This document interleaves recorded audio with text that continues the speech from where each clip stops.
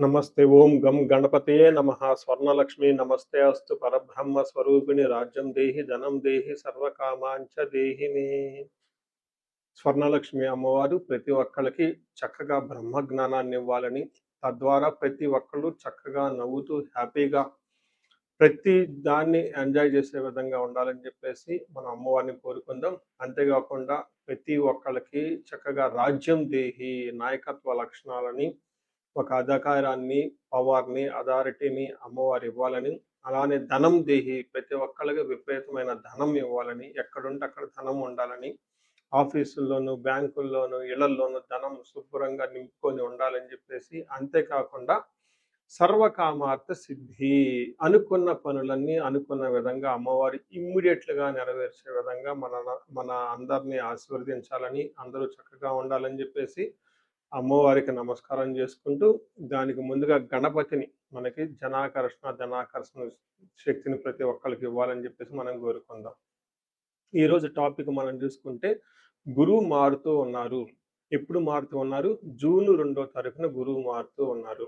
అయితే ఏంటి? నాకు లాభం ఏంటి? గురువు మారితే ఏంటి? దానివల్ల నేను నాకు అసలు ఏంటి అని మనం ప్రతి ఒక్కళ్ళు ఆలోచించుకుంటూ ఉంటాం. గురువు వచ్చేటప్పటికి 5 రకాల, 6 రకాల ముఖ్యమైన పనులు చేస్తూ ఉంటారు. గురువు చాలా రకాల పనులు చేస్తుంటారు. ముఖ్యమైనవి మన ఇండివిడ్యువల్ లైఫ్‌లో మనకి ప్రభావం చూపించేది ఫస్ట్ వచ్చేటప్పటికి ధనం. ధన సంపాదనలో ఐశ్వర్యం కావాలంటే గురువు యొక్క అనుగ్రహం మనకుండాలి. రెండోది సంతానం. పిల్లలు చక్కగా ఉండాలి, వాళ్ళు చదువుకోవాలంటే గురువు యొక్క అనుగ్రహం మనకుండాలి. తర్వాత మనకి జ్ఞానం. అద్భుతమైన జ్ఞానం మనకు ఉండాలి. ఓకే. మనం చేసేది మంచినా, చెడునా దాని గురించి లోతైన అవగాహన ఉండాలి. మనం చదువుకున్న జ్ఞానం మనకు ఉపయోగపడాలంటే గురువు యొక్క కృప మనకుండాలి. అంతేకాకుండా ధర్మచింతన. మనం ఫాలో అయ్యేది కరెక్ట్ మార్గంలో ఉన్నామా? లేదంటే సన్మార్గంలో ఉన్నామా? లేదంటే తెలవకుండా వేరే మార్గంలో ఉన్నామా? రాంగ్ గైడెన్స్‌లో ఉన్నామా? రాంగ్ ఇన్‌ఫ్లూయెన్స్‌తో ఉన్నామా? ఇలాంటి యొక్క అన్ని విషయాలు మనకి గురువు ద్వారానే తెలుస్తుంది. ధర్మచింతన అంటారు. అంతేకాకుండా దైవభక్తి, టీచింగ్ ఇలా రకరకాల విషయాల్లో బంగారం, జ్యువెలరీ మనకెలా ఉంటుంది? ఏంటి? ఇలా ముఖ్యమైన యొక్క అంశాలు ప్రతి ఒక్కళ్ళ జీవితంలో గురువు మారటం ద్వారా మనకు ప్రభావితం చేయబోతూ ఉంటుంది. ఇది అయితే ఈ గురువు మార్పులో ఇంకా 2, 3 ముఖ్యమైన ఇంపార్టెంట్ పాయింట్లు తెలుసుకోవాలి. ఫస్ట్ గురువు మిథున రాశిలో నుంచి కర్కాటక రాశిలోకి మారుతూ ఉన్నారు. ప్రతి సంవత్సరం గురువు ఒక్క రాశిలో తిరుగుతూ ఉంటారు, సంచారం చేస్తూ ఉంటారు. మిథున రాశి సక్సెస్‌ఫుల్‌గా 1 ఇయర్ అంతా కంప్లీట్ చేసుకొని ఇప్పుడు వాళ్ళు కర్కాటక రాశిలోకి వెళ్తున్నారు. అయితే కర్కాటక రాశిలోకి 12 సంవత్సరాల తర్వాత వచ్చి ఉన్నారు కాబట్టి ఈ యొక్క కర్కాటక రాశిలో గురు సంచారం చాలా ముఖ్యమైనది. ఎందుకంటే కర్కాటక రాశిలో గురువు ఉచ్చ స్థానంలో ఉన్నారు. మంచి చక్కగా ఈ సంవత్సరం అంతా పిల్లలు ఎవరు పుట్టినా కానీ వాళ్ళకి గురువు జాతకంలో ఉచ్చ స్థానంలో ఉండి మంచి యోగ్యతనిస్తూ ఉంటారని మనం చెప్పుకోవచ్చు. సో, ఈ ఈ యొక్క ఉచ్చ స్థానంలో ఉన్న గురువు సంపూర్ణమైన ఫలితాన్ని, చక్కటి ఫలితాన్ని ప్రతి ఒక్కళ్ళకి ఇస్తూ ఉంటారు. అయితే వాళ్ళ యొక్క ప్రభావం 12 మనుషుల మీద ఉంటుంది. ఈ మనుషులందరూ 12 రకాల రాసులుగా విభజించడం జరిగింది. కొన్ని రాసులకి చాలా వరకు రాసులకి అనుకూలంగాను, కొన్ని రాసులకు ప్రతికూలంగాను, కొన్ని రాసులకి సామాన్యంగాను ఉండే అవకాశం ఉంటుంది. ఇప్పుడు మనం గురువు ప్రతి ఒక్కళ్ళ రాసులకి మేష నుంచి మీన వరకు ఎలాంటి ఫలితాన్ని ఇస్తూ ఉంటారు? ఆ ఫలితాలను మనం ఎలా ఎంజాయ్ చేయొచ్చు? ఇన్ కేసు ఫలితాలు గనక సరిగ్గా వాళ్ళకి అనుభవంలోకి రాకపోతే ఏం చేయాలి? అలానే కొన్ని రాసులకి ఖచ్చితంగా ప్రతికూలమైన పరిస్థితులున్నాయి. ఎలాంటి ప్రతికూలమైన పరిస్థితులున్నాయి? వాటిని తప్పించుకోవడానికి మనం ఎలాంటి పరిహారాలు చేసుకోవాలి అనేది కూడాను 12 రాసుల వైస్‌గా ఆ రాశికి ఎలాంటి ప్రభావం ఉంటుంది? దానికి మనం ఎలాంటి పరిహారాలు చేస్తే చక్కగా ఉంటామో కూడా మనం ఈ వీడియోలో మనం చక్కగా తెలుసుకుందాం. మనం సింహరాశిని గమనిస్తే ఈ రాశి వాళ్ళకి మిథున రాశిలో నుంచి కర్కాటక రాశిలో సింహరాశి వాళ్ళకి గురు సంచారం చేయటం వల్ల కొంచెం ప్రతికూలమైన పరిస్థితులు ఎక్కువగా ఉందని గమనించుకోవాలి. ఎందుకంటే గురువు మీకు ఇప్పటిదాకా 11th హౌస్‌లో ఉండి లాభాన్ని తీసుకుంటూ లాభప్రదంగా ఉన్న గురువు మీకు వ్యయాన్ని, అప్పుల్ని తీసుకొనొచ్చి, అధికమైన ఖర్చులను తీసుకొచ్చి, అధికమైన ఖర్చులు మీ ఆదాయానికంటే విపరీతంగా ఖర్చులు ఉండటంతోటి, ఆ ఖర్చుల వల్ల మీకు అప్పులు చేయవలసి వస్తుంది. ఈ అప్పులు తీర్చడానికి మళ్ళా మీకున్న స్థిరాస్తులు, చరాస్తుల్ని అమ్ముకోవలసి వస్తుందని గమనించుకోవాలి. ఆల్రెడీ ఈ రాశి వాళ్ళకి అష్టమ శనితో ఇబ్బంది పడుతూ ఉన్నారు. అయితే ఈ అష్టమ శనితో ఇబ్బంది పడుతున్న గురువు ఇప్పటిదాకా మిమ్మల్ని కాపాడటం వల్ల మీకున్న ప్రాబ్లమ్స్ కొంచెం మీరు జాగ్రత్తగా తట్టుకోగలిగారు. అయితే ఇప్పుడు గురువు మీకు ప్రతికూలంగా ఉండటంతోటి ఈ ప్రాబ్లమ్స్ మీకు చాలా అధికమయ్యే అవకాశం ఉంటుంది. ఈ రాశి వాళ్ళు పరిహారాలు చాలా ఖచ్చితంగా చేపించుకోవటం ఎంతైనా అవసరం. ఒక్కసారి ఇంట్లో ఉన్న వాళ్ళంతా కూడా ఈ రాశితో పాటు ఎవరికైనా సరే ధనుస్సు రాశి, కుంభరాశి, మేషరాశి, మీనరాశి వాళ్ళు ఉంటే జాతకం చెప్పించుకోవడం చాలా ఇంపార్టెంటు. వచ్చే టైం కొంచెం ఇబ్బందికరంగా ఉంటుంది. ఇది మీకు భయపడటానికి చెప్పడం లేదండి.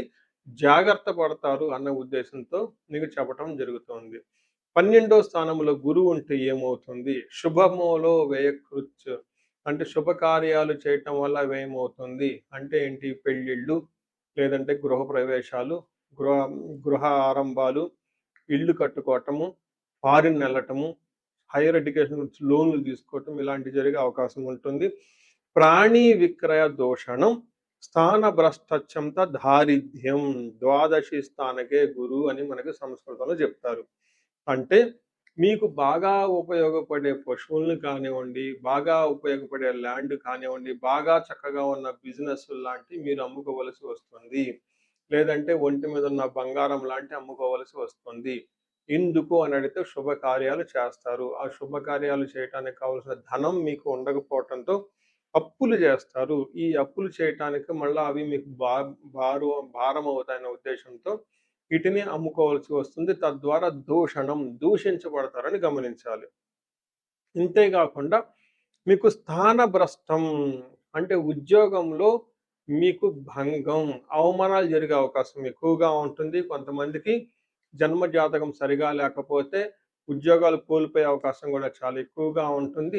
దారిద్ర్యము అక్కడ మీకు అభివృద్ధి అనేది జరగకుండా మిమ్మల్ని బంధించబడినటువంటి పరిస్థితి ఉంటుంది. కాబట్టి చాలా జాగ్రత్తగా ఈ రాశి వాళ్ళు చాలా ప్లానుడ్‌గా ఉండాలి. వీలైనంత ఎక్కువ టైము ఆధ్యాత్మికంగా గడపటము, తర్వాత భక్తికి సంబంధించిన పుస్తకాలు, గుడులు, తర్వాత ఆశ్రమాలు తిరగటం ఇవన్నీ చేస్తూ ఉండాలని గమనించాలి. అయితే కొంతలో కొంత బెనిఫిట్ ఏంటంటే మీకు దీర్ఘకాలికంగా ఉన్న సమస్యల అనారోగ్య సమస్యల నుంచి బయటపడతారు. తర్వాత ఎవరైతే బాగా చదువుకోవాలి అనుకుంటున్నారో వాళ్ళకి చదువు బాగా వస్తుంది. తర్వాత కంఫర్టబుల్‌గా చక్కగా లగ్జరీగా ఉండే అవకాశం కూడా చాలా ఉంటుంది. కార్లు ఇలాంటివి అయితే ఖచ్చితంగా కొంటారు.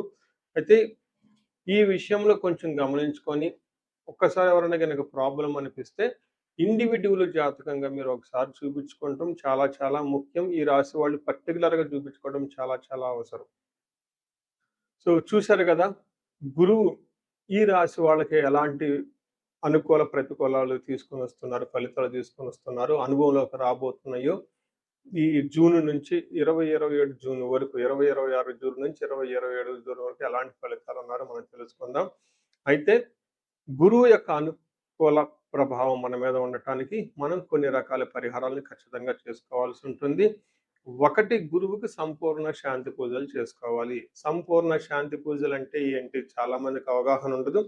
గురు గ్రహానికి మన శాస్త్రాల్లో, గ్రంథాల్లో ఏదైనా గనక ఒక గ్రహం మనకి సరిగా అనుకూలించకపోతే ఆ ఆ యొక్క గ్రహం యొక్క మనం ప్రతికూల పరిస్థితుల నుంచి అనుకూలంగా మార్చుకునే ప్రక్రియ ఉంటుంది. దీనికి పరిహారాలు అంటారు. మనకి శాస్త్రాలు ఏ విధంగా చెప్పారంటే గురువుకి జప సంఖ్య 16,000 సార్లు చేయాల్సి ఉంటుంది. అధిదేవత, ప్రత్యధి దేవత ఇంకొక 3,000, 2,000 సార్లు చేయాల్సి ఉంటుంది. సుమారుగా గురుగ్రహానికి ఇటు అటుగా ఒక 20,000 సార్లు జపం చేయాల్సి ఉంటుంది. అలానే గురుగ్రహానికి తర్పణం చేయాల్సి ఉంటుంది. గురుగ్రహానికి దానం చేయవలసి ఉంటుంది. గురుగ్రహానికి హోమం చేయవలసి ఉంటుంది.